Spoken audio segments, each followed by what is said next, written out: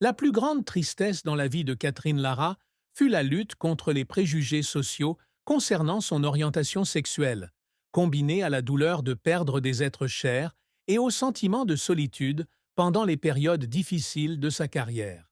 En tant que lesbienne ouvertement lesbienne depuis les années 1980, Lara a été confrontée à la discrimination et au jugement dans la société française conservatrice, en particulier dans l'industrie du divertissement soucieuse de son image. Je n'ai jamais caché qui j'étais, mais j'en ai payé le prix sous forme de ridicule et de rejet, a-t-elle déclaré dans une interview accordée à Tétu en 2015. Il y avait des nuits où je pleurais parce que j'avais l'impression de ne pas être à ma place. Son coming out public à l'époque lui a valu d'être refoulé par certains producteurs et certains publics, ce qui a entraîné un sentiment d'isolement même au sommet de sa carrière. Une autre douleur fut la mort de ses parents, en particulier de sa mère, qui l'avait inspiré à poursuivre la musique. Son père, facteur de piano, est décédé dans les années 1970 et sa mère, violoniste, est décédée en 1985.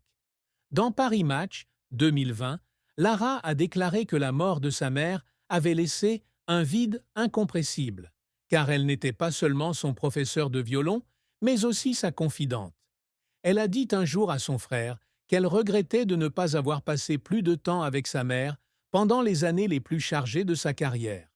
Cette perte fut encore amplifiée par le décès en 1995 d'un ami proche, le musicien Claude Morgan, avec qui elle avait collaboré sur de nombreux projets. Lara a décrit l'événement à France Info, 2023, comme un morceau de mon cœur qui m'a été arraché. De plus, les difficultés professionnelles ont également contribué à sa tristesse. En tant que femme dans une industrie musicale dominée par les hommes, Lara a souvent douté de son talent et a dû travailler 2 fois plus dur pour faire ses preuves. Dans Le Figaro, 2018, elle raconte qu'un producteur lui a dit un jour que les femmes ne peuvent pas composer de symphonies, ce qui l'a profondément blessée. La plus grande tristesse de Lara est donc une combinaison du traumatisme des préjugés, de la perte personnelle et de la solitude de la lutte pour la reconnaissance dans un monde qui ne l'a pas toujours accueillie. Succès? La carrière de Catherine Lara a été un parcours étincelant, d'une jeune violoniste à une star aux multiples talents de la musique française. Ayant grandi dans une famille de musiciens, Lara a commencé à étudier le violon à l'âge de 5 ans sous la direction de sa mère. Elle est diplômée du Conservatoire national supérieur de musique de Paris avec un premier prix de violon et de musique de chambre. Mais au lieu de poursuivre la musique classique, elle choisit une voie qui croise la pop et le rock. En 1969, elle débute comme chanteuse, se produisant dans les clubs parisiens et attirant l'attention par son style unique, alliant une voix puissante et une technique de violon virtuose. Sa grande percée arrive en 1972 avec l'album Marche dans le temps, dont elle écrit et interprète elle-même les chansons. L'album a été bien accueilli, la plaçant parmi les rangs des jeunes artistes prometteurs.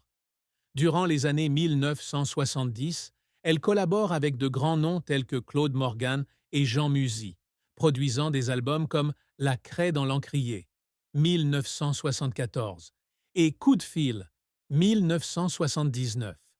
Sa carrière culmine avec Nuit magique, 1986, une ballade émouvante qui atteint le sommet des charts français et devient une chanson emblématique des années 1980. L'album Encore une fois, 1986, a consolidé sa réputation, avec des chansons comme Autonome, exprimant sa liberté et sa forte personnalité. Lara est également connue pour ses projets musicaux ambitieux. En 1991, elle crée Sand et les Romantiques, un opéra rock sur la vie de l'écrivaine George Sand, qui est joué au Théâtre du Châtelet et reçoit un accueil critique chaleureux. Elle a ensuite sorti Graal, 1998, une comédie musicale inspirée de la légende arthurienne, et Aral, 1202, un album combinant musique classique, rock et influences du Moyen-Orient. Ces projets démontrent non seulement son talent créatif, mais affirment également sa position d'artiste pionnière. En plus du chant, Lara a composé de la musique pour le cinéma et le théâtre, notamment les musiques de Dr Françoise Gaillan, 1976, et de L'Homme de Fer, 1981. Elle s'essaie également au métier d'actrice, apparaissant dans Partir, Revenir, 1985, de Claude Lelouch. Avec plus de 30 albums et des dizaines de récompenses, dont Chevalier de l'Ordre des Arts et des Lettres, 1990, et Officier de l'Ordre national du Mérite, 1505, Lara a laissé une marque durable sur la scène musicale française.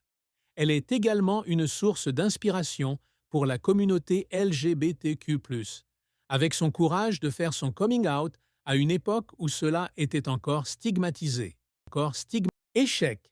Malgré son succès retentissant, Lara n'a pas été exempte d'échecs et de controverses. Un échec majeur fut le mauvais accueil réservé à l'album Maldonne, 1988, qui devait succéder au succès de Nuit magique, mais qui n'a pas réussi à atteindre les ventes escomptées. Sur France Info, 2023, elle a admis s'être sentie déçue, car elle avait investi beaucoup d'efforts dans l'album, mais celui-ci n'a pas été bien accueilli par le public. Un autre revers fut les difficultés financières rencontrées dans la production de Sand et Les Romantiques. L'opéra rock, bien qu'acclamé par la critique, n'a pas réussi à récupérer ses coûts de production en raison de sa grande ampleur et du manque de financement, laissant Lara endettée pendant un certain temps. Elle a également été confrontée à des controverses liées à son orientation sexuelle. Dans les années 1980, certains producteurs ont refusé de travailler avec elle car ils craignaient que son image lesbienne n'affecte le marché de masse. Dans Têtu, 2015, elle raconte qu'une chaîne de télévision a annulé sa prestation à la dernière minute car elle ne voulait pas promouvoir un artiste gay. Ces événements l'ont laissée isolée et traumatisée, même si elle a toujours persévéré. Les efforts qui l'ont fait pleurer, Lara a versé des larmes à plusieurs reprises à cause de ses efforts pour faire connaître sa musique au public et surmonter les préjugés. Un moment mémorable fut sa première représentation de Nuit magique à l'Olympia, à Paris, en 1986. Dans Paris Match, 2020, elle raconte avoir pleuré sur scène lorsque le public s'est levé et a applaudi, car c'était la première fois qu'elle se sentait pleinement reconnue comme une artiste lesbienne. Elle a également fondu en larmes lorsqu'elle a terminé Sand et Les Romantiques après des mois de travail acharné.